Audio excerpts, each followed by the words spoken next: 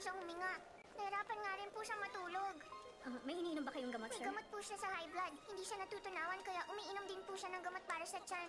Sumakit din po yung likod niya ilang araw na po nakalipas. Kaya naglagay din po siya ng gamot para doon. Anong ginagawa niya? Pneumothorax kaya? Huminga po kayo ng malalim, sir. Parang hindi naman. Sa puso.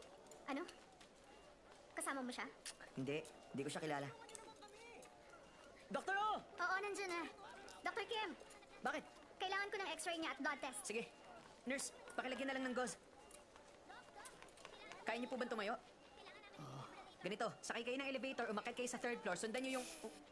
Ano ba? Tama na yung kulay at linya. Ikaw na magdala sa kanya ron. Ganon? Okay. Tumayo kayo, sir. Tara, tara.